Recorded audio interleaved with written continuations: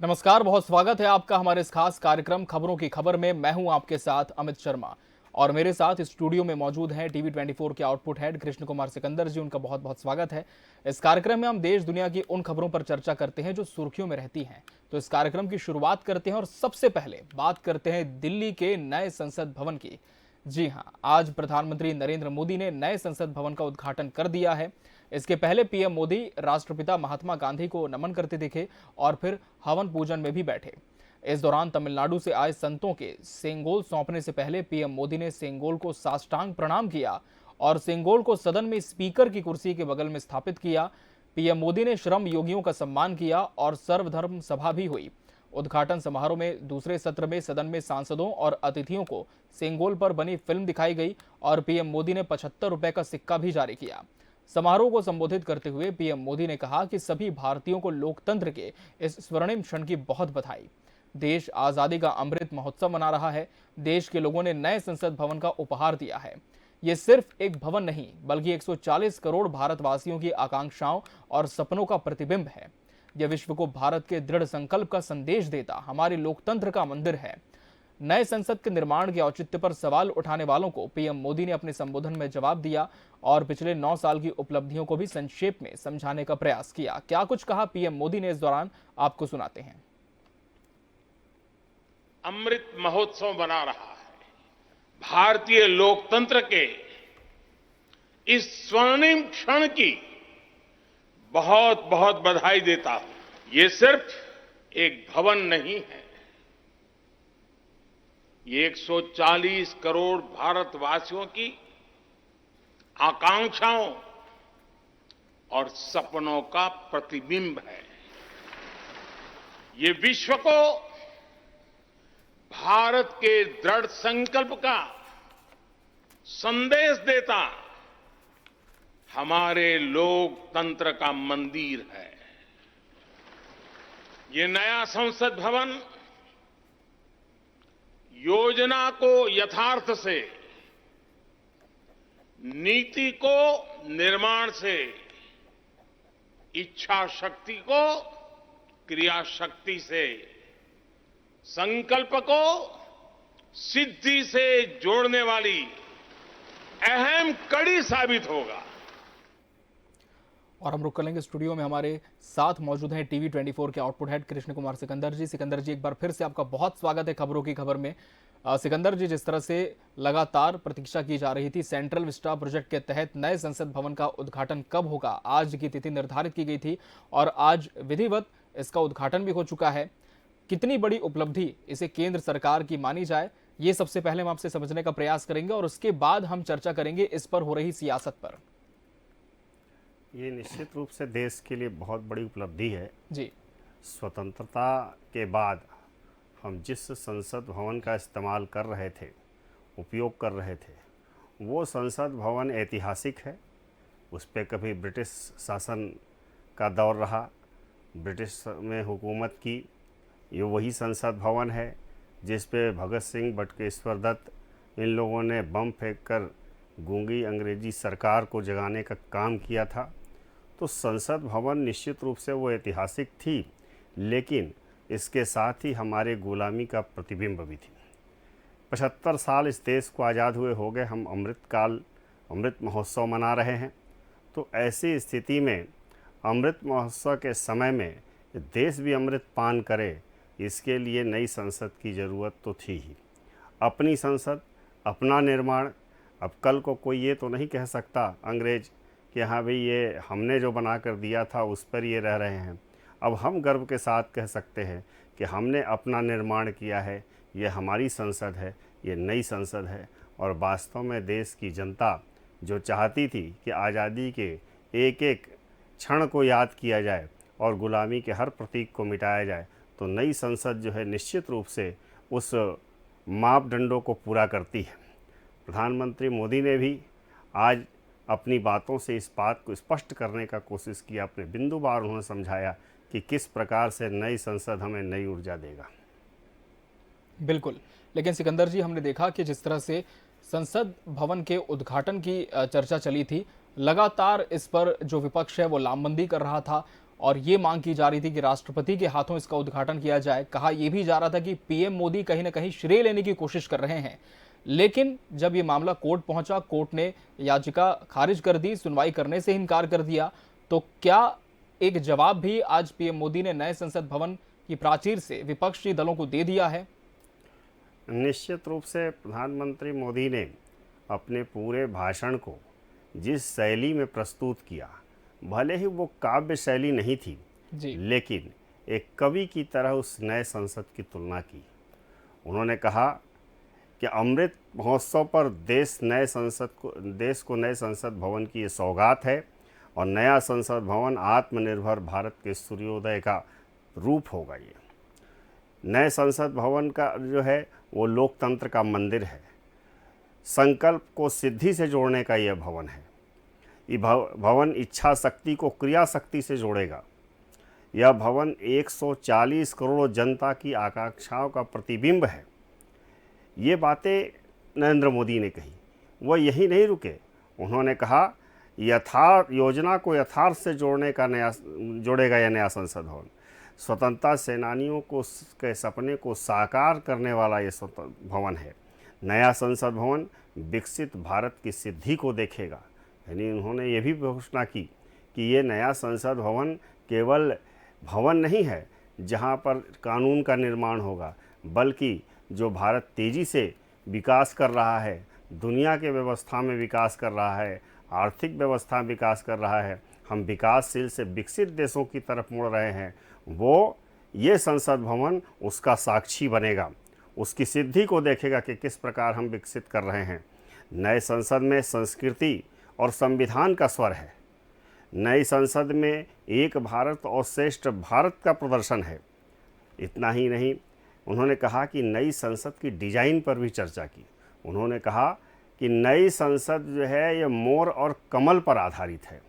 अब मुझे लगता है कि मोर और कमल शायद विपक्षी दल के लिए आपत्तिजनक हो, क्योंकि कमल शब्द जो है जिस हिसाब से चुनाव में जी उनके लिए खतरा है, अब संसद भवन अगर कमल के डिज़ाइन पर बना है तो विपक्षी दलों का नाराज़ होना जायज़ है। हम अभी छत्तीसगढ़ में भी देख चुके हैं कि कैसे कमल विहार कौशल्या विहार हो गया केवल कमल के नाम के कारण।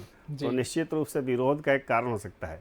लेकिन जब बहरहाल जो भी हो, पीएम मोदी ने स्पष्ट किया है कि इसका आकार मोर और कमल की तरह है।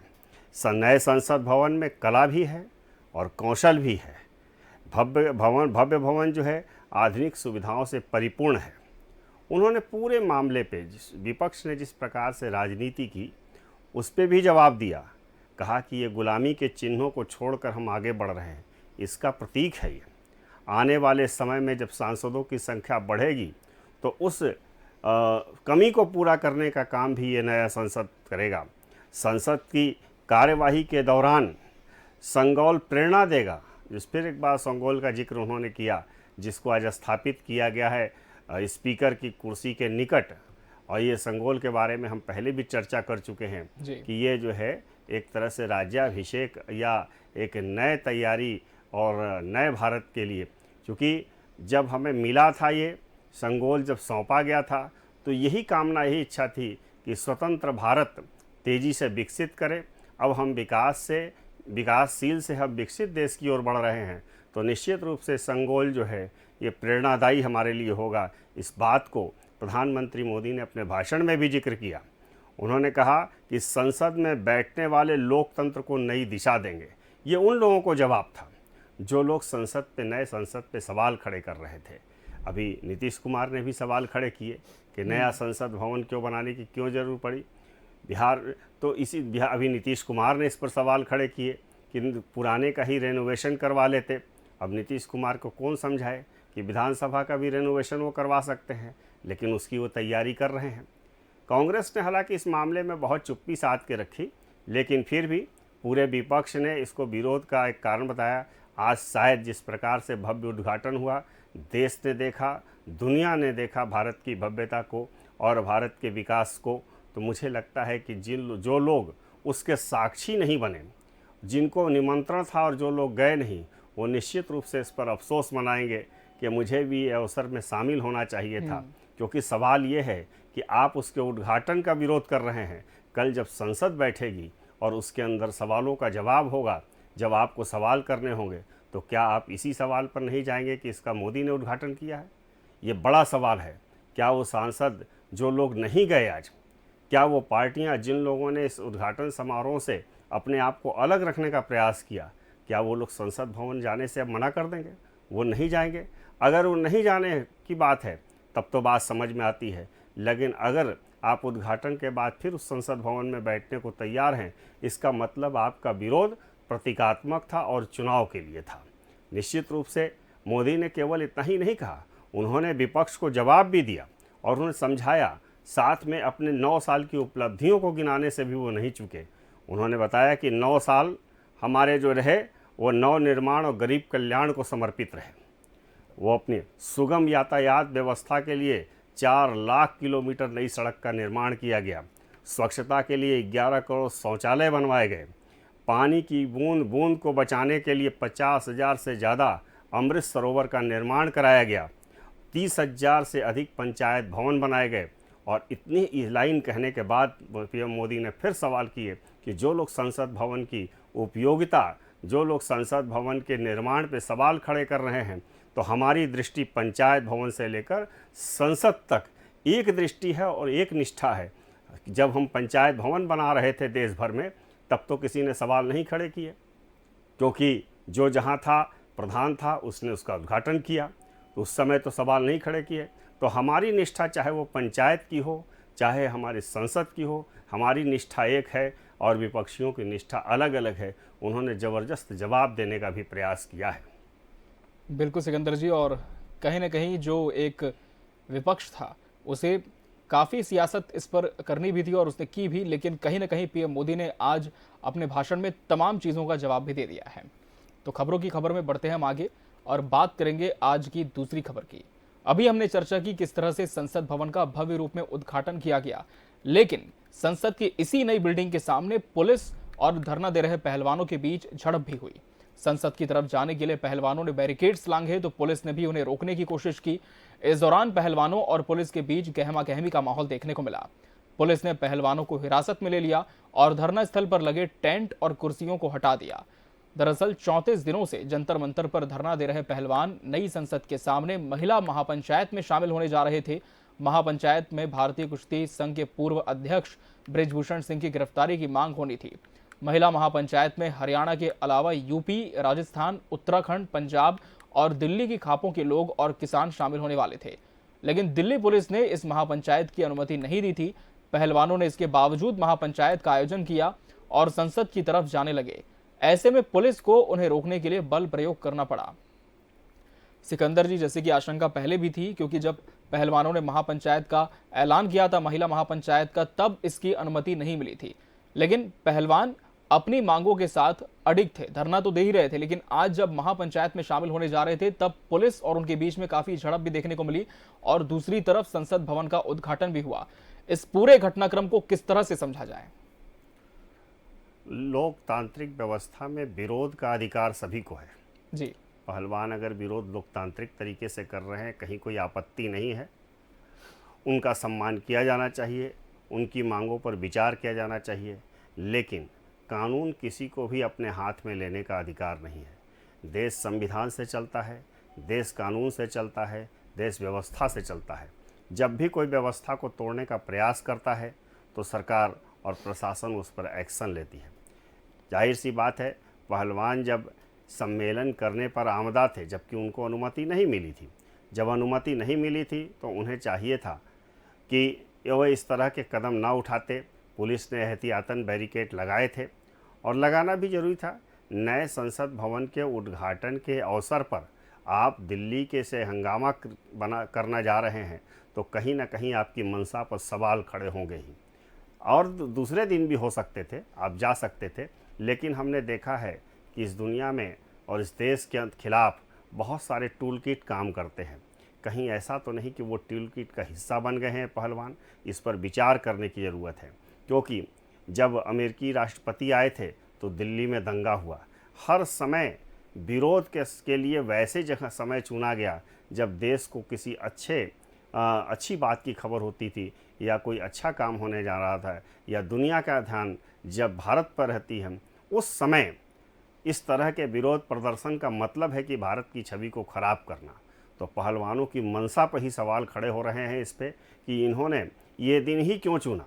इनके लिए और भी दिन थे, किसी दिन भी जा सकते थे, लेकिन जानबूझकर महापंचायत उस दिन रखी गई और वहाँ जाने का प्रयास किया गया। ये अच्छा हुआ कि बहुत दिनों से तंबू टेंट लगाकर बैठे थे, उनको उखाड़ के फेंक दिया गया, उन्हें गिरफ्तार किया गया, और होना भी चाहिए। सवाल ये है कि जब सुप्रीम कोर्ट ने आदेश दे दिया कि बृजभूषण शरण सिंह पर एफआईआर हो, तो जब बृजभूषण शरण सिंह पर एफआईआर हो गई और एक नहीं दो एफआईआर हुई है और उसकी जांच चल रही है, तो आप उस पर जंतर मंतर पर बैठकर आप किस कार्रवाई की बात कर रहे हैं? पुलिस को कार्रवाई करने दीजिए, जांच होने दीजिए। आपको कानून पर भरोसा होना चाहिए, लेकिन आपको कानून पर भरोसा नहीं है। क्या जंतर मंतर से देश का कानून तय होगा? यही गलती अन्ना हजारे के नेतृत्व में जब लोकपाल के लिए आंदोलन चला था, उस समय भी हमने यही कहा था कि लोकतंत्र के लिए लोकसभा के अंदर, संसद के अंदर कानून बनेगा, व्यवस्था संसद के अंदर बनेगी। ये जंतर मंतर और रामलीला मैदान में नहीं होगा। आज भी मैं कहता हूँ कि जंतर मंतर पर धरना देकर कानून अपना काम नहीं करेगा, कानून अपने तरीके से करेगा, संवैधानिक तरीके से करेगा। आप जांच होने दीजिए, जांच की प्रतीक्षा कीजिए, उसकी रिपोर्ट आने दीजिए। अगर कार्रवाई नहीं होती है तब सवाल खड़े करने की बात है। लेकिन शुरू से ही पहलवानों का जो रवैया रहा, उन्होंने सबसे पहले 18 जनवरी को एक प्रेस कॉन्फ्रेंस की और प्रेस कॉन्फ्रेंस करके उन्होंने मांग की कि हमें जो है, हमारे साथ यौन शोषण हुआ है, हमें न्याय मिलना चाहिए। उस समय खेल मंत्री अनुराग ठाकुर ने उनको 28 जनवरी को उनको आश्वासन दिया कि ठीक है, इस पर कार्रवाई होगी, जांच कमेटी बनेगी। जांच कमेटी बनी, अभी जांच की रिपोर्ट नहीं आई थी, लेकिन इस बीच में पहलवान फिर आ गए और इस बार धरना देने बैठ गए। और ये करीब मुझे लगता है 36 दिनों से, यानी 1 महीना से ऊपर हो गया, ये धरना दे रहे हैं। तो क्या धरने से समाधान निकलेगा? कानून अपना काम नहीं करेगा ना। आप जो जांच समिति बनाई गई है उसकी रिपोर्ट का इंतज़ार कर रहे हैं, ना आप पुलिस की जांच के इंतज़ार कर रहे हैं। और उल्टे जिस दिन संसद भवन का उद्घाटन होना है, जब दुनिया की नज़र उस पर है, तो आप विरोध प्रदर्शन करने जा रहे हैं। कहीं ना कहीं आपकी मंशा पर सवाल जरूर खड़े होंगे और इसका जवाब पहलवानों को भी देना पड़ेगा। इसका जवाब उन लोगों को भी देना पड़ेगा जो लोग पहलवानों के पीछे खड़े हैं, क्योंकि इसमें खाप पंचायतें भी थीं, किसान पंचायतें भी थीं और कई प्रकार के संगठन इसमें पीछे से शामिल हैं। तो सवाल ये है कि इसके पीछे मंशा क्या है, इस पर भी विचार किया जाना चाहिए। वैसे मेरा मानना है कि फिर भी मैं दोबारा कहता हूँ कि लोकतंत्र में विरोध का अधिकार है, विरोध करना चाहिए, विरोध का अपना तरीका होना चाहिए। लेकिन जब मामला कानून के दायरे में हो जाए, जब जांच समिति के पास हो, जब न्यायालय में मामला हो, तो चाहिए कि उसका सम्मान किया जाए, कानून का सम्मान किया जाए। अगर कानून का सम्मान नहीं करेंगे तो फिर कार्रवाई होगी। अब जब कार्रवाई होगी तो आप फिर विधवा विलाप मत कीजिए कि पुलिस ने हमें डंडे बरसाए, पुलिस ने हमको हिरासत में ले लिया, पुलिस ने लोकतंत्र की हत्या कर दी। लोकतंत्र की हत्या पहले आप विचार करो कि क्या आपने लोकतांत्रिक तरीके से अपना आंदोलन तो किया, लेकिन उसको जीवित रखा, उसको संचालित रखा? कौन लोग आपके पीछे खड़े हैं जो लोकतंत्र की हत्या करने पर आमदा कर रहे हैं, आपको तैयार कर रहे हैं? इस पर विचार करने की ज़रूरत है। तो सवाल मंशा पे ही है कि पहलवानों की मंशा कहाँ थी, और या पहलवानों के पीछे से जो रिमोट कंट्रोल है वो क्या चाहता था? इस पर विचार किए जाने की ज़रूरत है। बिल्कुल सिकंदर जी, लेकिन क्या लगता है कि कई बार जो आंदोलन एक जनाधार के तौर पर शुरू होते हैं वो पॉलिटिकली हाईजैक कर दिए जाते हैं, और आज ये जो पूरा घटनाक्रम हुआ, एक तरफ जैसे हमने पहले भी कहा कि नई संसद भवन का उद्घाटन हो रहा था, दूसरी तरफ पुलिस और पहलवानों के बीच में झड़प हो रही थी, तो आज के बाद क्या ये माहौल और गर्मा सकता है और इस पर अब राजनीति पुरजोर हो सकती है? राजनीति का अवसर पहलवानों ने खुद दिया जी। आरंभ में जब ये लोग धरना पर बैठे थे अपने न्याय की मांग के लिए, तो स्पष्ट कर दिया था वो किसी राजनीतिक दल का समर्थन नहीं लेंगे। लेकिन 4 दिन भी नहीं बीते और उन्होंने कहा कि सारे राजनीतिक दलों के लिए हमारे धरना स्थल के दरवाजे खुले हैं। फिर मौका मिल गया, लोगों का प्रवेश शुरू हो गया और फिर उस धरना स्थल पर ऐसी ऐसी घटनाएं हुई इस तरह के भाषण हुए और नारेबाजी हुए जो पूरे की पूरे धरना को हाईजैक करने की ओर संकेत दिखने लगे थे।